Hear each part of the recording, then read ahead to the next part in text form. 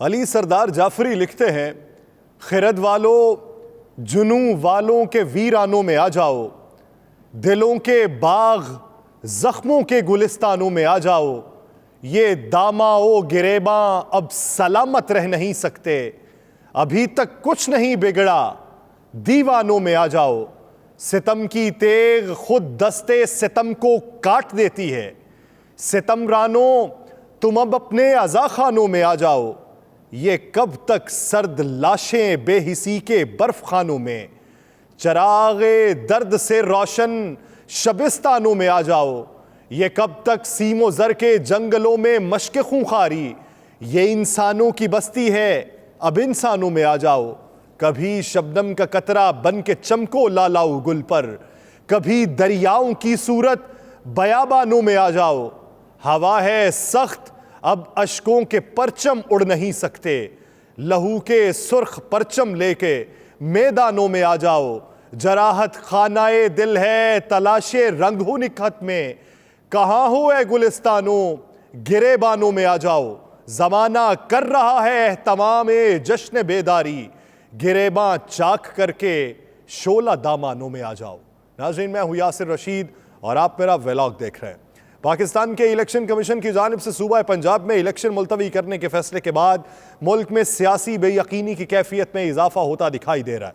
Election commission का कहना है कि कानून नाफिज करने वाले इदारों वजारत खजाना, वजारत दिफा, वजारत दाखिला और चीफ सेक्रेटरी की जानिब से जिस सूरत हाल का इजहार किया गया, उसके बाद वो इस नतीजे पर पहुंचे हैं कि मुनसिफाना, शफाफ और पुरअमन माहौल में आईन और कानून के मुताबिक इलेक्शन का इनकाद मुमकिन नहीं है।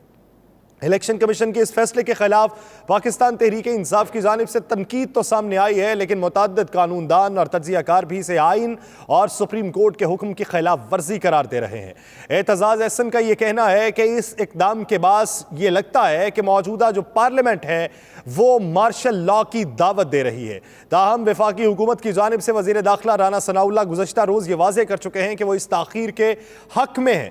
उन्होंने कौमी असम्बली में खिताब के दौरान कहा था कि हम चाहते हैं कि असम्बलियों के इलेक्शन एक साथ हों और साफ शफाफ हो। उन्होंने ये हवाला दिया था कि मैं खुद वकील हूँ, मैं आईन और कानून का एहतराम करता हूँ, लेकिन साथ ही साथ वो ये सवाल भी उठा गए कि क्या सूबे में इंतखाबात के बाद कौमी असम्बली इलेक्शन में लेवल प्लेइंग फील्ड होगी। राना सनाउल्लाह ने इलेक्शन कमीशन के फैसले के बाद जुमेरात को सोशल मीडिया पर अपने पैगाम में यह कहा कि हालात ऐसे हैं कि अगर तदब्बर और दानाई से फैसला ना हुआ तो फसाद, अनारकी और अफरा तफरी फैलेगी। यानी उन्होंने बिल वास्ता ये पैगाम इलेक्शन कमीशन को पहुंचाया था कि आपने तदब्बर से काम लेना है और तदब्बर यह है कि आप इंतखाबात को मुलतवी कर दें। तो रात गए, फिर इंतखाबात को मुलतवी करके 8 अक्टूबर की तारीख दे दी गई।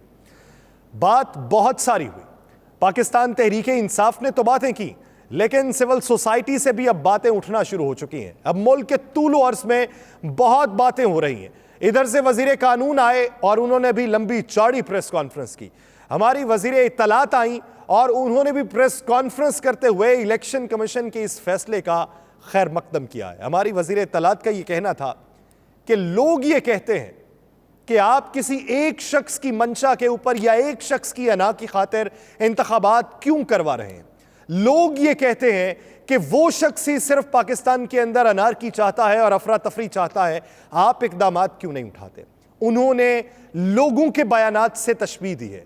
तो फिर लोग तो कल रात से ये भी कह रहे हैं कि एक तरफ आपने इंतखाबात मुलतवी करने का इशारा दे दिया, तो दूसरी तरफ आपने रमजान के चांद की नवीद सुना दी। हालांकि रमजान के चांद के इबहाम बहुत कम दिखाई दे रहे थे, तो लोग तो ये भी बातें कर रहे हैं। तो लोगों की इस कॉन्स्पायरेसी का क्या जवाब देंगे। लोग तो ये भी बातें करते हैं कि आटा लेने के लिए कतार में लगते हुए आप जो शनाख्ती कार्ड देते हैं, ये शनाख्ती कार्ड अपने पास रखेंगे और अपनी मर्जी के वोट डाल देंगे। लोग तो ये भी कहते हैं, तो इसका जवाब दीजिए। लोग तो ये भी कहते हैं कि आपने पाकिस्तान से पैसा बाहर निकाल के दीगर ममालिक में रख लिया है, तो आप इस मुल्क के बासी नहीं है और आप इस मुल्क के खैर खा नहीं है। लोगों को क्या जवाब देंगे। गैलप सर्वे के मुताबिक लोग तो ये भी कहते हैं कि पाकिस्तान के अंदर इंतखाबात होने चाहिए और 72% अवाम की ये राय है, तो उन लोगों को क्या जवाब देंगे। यानी आईन कानून को मुअत्तल कर देना आपकी नजर में यह लगता है कि लोगों की राय है कि ऐसा होना चाहिए। मेरे लिए हैरत अंगेज बात यह थी कि जब आज वजीर कानून बैठे हों, पाकिस्तान के वो माहिर कानून है, पाकिस्तान के बड़े वकला में उनका शुमार होता है, और वो बैठकर ये कहें कि आज हमारे लिए खुशाइंद बात तो ये है कि पाकिस्तान तहरीक इंसाफ के चेयरमैन इमरान खान ने कहा कि बैठ के बात करनी चाहिए, तो हम भी बैठ के बात करने को तैयार हैं। अगर वो 2 अपने एलची भेज दें तो हम भी 2 लोग मुख्तस कर देंगे, लेकिन अगर आप ग्रैंड डायलॉग करना चाहते हैं तो हमें करना चाहिए। उनका ये कहना था कि बैठकर बात करें, इस वक्त ग्रैंड नेशनल डायलॉग की ज़रूरत है, रस्ते निकालें, लोगों के गिरेबानों को ना पकड़ें, मुआशी और सिक्योरिटी हालात साजगार नहीं है। उनका कहना था कि इस मामले में बड़ा खदशा सिक्योरिटी का है। उनका यह भी कहना था कि उनकी ज़ाती राय में इलेक्शन कमीशन का फैसला बेहतर इसलिए है कि जब आइन कहता है कि निगरान इंतज़ाम में इंतखाबात इकट्ठे होने चाहिए, सिर्फ एक शिक कहती है कि 90 दिन में इंतखाबात हों, तो क्या तमाम चीज़ों को मिलाकर नहीं पढ़ना चाहिए? वफाकी वज़ीर कानून आज़म नज़ीर तारड़ का कहना था कि एक तरफ मुल्क में सिक्योरिटी चैलेंजेस दरपेश हैं और मुआशी बहरान भी दरपेश है, तो दोनों इंतखाबात एक साथ होंगे तो सिर्फ एक बैलेट पेपर इजाफी छापना पड़ेगा। फिर मुल्क में इलेक्शन का माहौल होता है, 2 महीने के लिए गहमा गहमी होती है, सिक्योरिटी के लिए फोर्सेस के हिफाजती इंतजामात करना पड़ते हैं, तो क्या ये एक साथ करना फ़ायदामंद नहीं है? एक साथ करना फ़ायदामंद है या नहीं, ये एक अलग बहस है। एक साथ होने चाहिए या नहीं, ये एक अलग बहस है। आइन क्या कहता है उसको देखना पड़ेगा। वजीर कानून का ये कहना था कि पाकिस्तान की तारीख में सूबे और वफाक के इंतखाबात इकट्ठे हुए हैं। पहले 3 दिन का फर्क होता था, 3 दिन के बाद जाके कौमी असम्बली के इलेक्शन होते थे, पहले सूबाई इलेक्शन हो जाया करते थे। फिर एतराज़ हुआ कि पहले इंतखाब के नतायज दूसरे पर असरअंदाज होते थे, तो 1997 से दोनों इंतखाबात एक साथ होते रहे, जो कामयाब अमल है और ये कामयाब तजर्बा है, उनका यह कहना था। अब बात यह है कि आप आइन के आर्टिकल्स का हवाला देते हैं, तो आइन के किस आर्टिकल में यह लिखा है कि वजीर आला चाहकर भी असम्बली को नहीं तोड़ सकता? अगर आइन ने ही वजीर आला को इख्तियार दिया है तो यह बताइए कि आपके मुताबिक 90 दिन में इलेक्शन नहीं होने चाहिए, वो इलेक्शन होने चाहिए कौमी असम्बली के इंतखाबात के साथ। फिर यह बताइए कि निगरान हुकूमत तो आइन के मुताबिक 90 दिन के लिए है, तो 90 दिन के बाद क्या भारत से लाके किसी को बिठा देंगे? क्या किसी टेक्नोक्रेट को लाके मसनद इक्तदार पे बिठाएंगे? क्या अमेरिका बहादुर से कोई मशवरा करेंगे कि हमारे आइन में तो यह लिखा है कि 90 दिनों के अंदर इंतखाबात होने चाहिए, लेकिन आइन में यह भी लिखा है कि इंतखाबात इकट्ठे होने चाहिए, तो हमें आप बता दीजिए कि हम आइन की तशरीह किसकी मंशा के मुताबिक करें? वजीर कानून साहब, आपने आर्टिकल 218 का हवाला दिया है। आर्टिकल 218 के तहत इलेक्शन कमीशन की जिम्मेदारी है कि आइन के तहत आजाद, शफाफ और गैर जानिबदार इलेक्शन करवाए जाएं। वफाकी वजीर कानून आजम नजीर तारड़ ने कहा कि सिक्योरिटी बहुत बड़ा इशू है। मान लिया जाए कि सिक्योरिटी बहुत बड़ा इशू है, लेकिन आज ही के दिन जब मुल्क के तूलो अर्ज में रैलीज निकली हैं, पुरअमन तौर पर रैलीज निकली हैं, तो तब आपको सिक्योरिटी का इशू दिखाई नहीं दिया।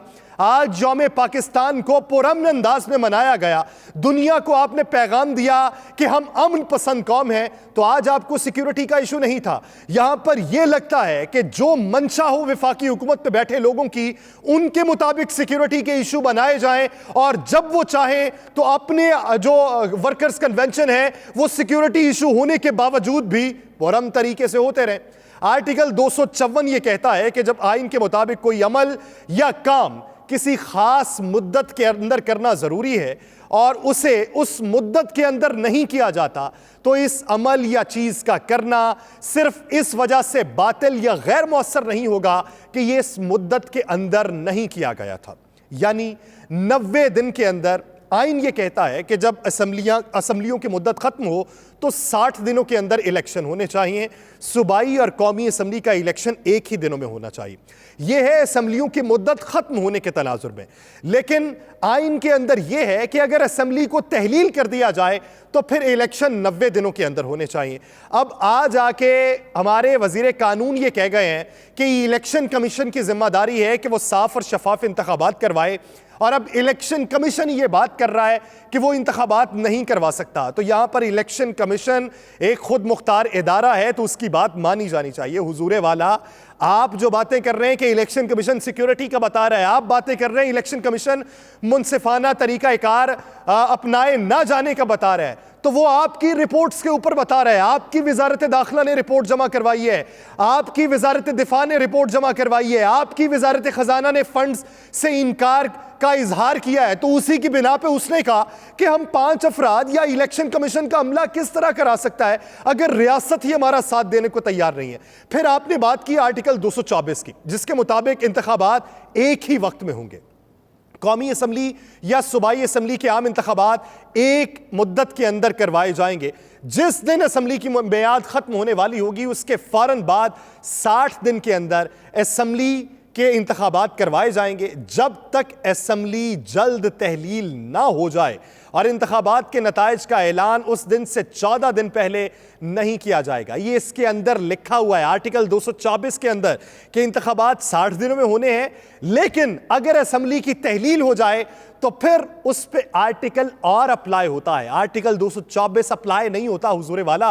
असम्बली की मुद्दत पूरी होने पर, तहलील होने पर, या आर्टिकल 58 या आर्टिकल 112 के तहत तहलील होने की सूरत में सदर, गवर्नर जैसा कि मामला हो, एक निगरान काबीना का तकर्रुर करेंगे। यह है असम्बली की तहलील के हवाले से, बशर्त यह कि निगरान वजीर आजम का इंतखाब अगर कौमी असम्बली की होती है, सदर, वजीर आजम और सुबकदोश होने वाले कौमी असम्बली में कायदे हिज़्ब इख्तलाफ की मुशावरत से किया जाएगा, और निगरान वजीर आला का तकर्रुर गवर्नर चीफ की मुशावरत से करेगा। मजीद यह भी कहा, चीफ इलेक्शन कमिश्नर यहां से मुराद है, मजीद यह भी कहा कि वफाकी और सूबाई निगरान काबीना के अरकान का तकर्रुर निगरान वजीर आजम या निगरान वजीर आला के मशवरे पर किया जाएगा जैसा कि मामला हो।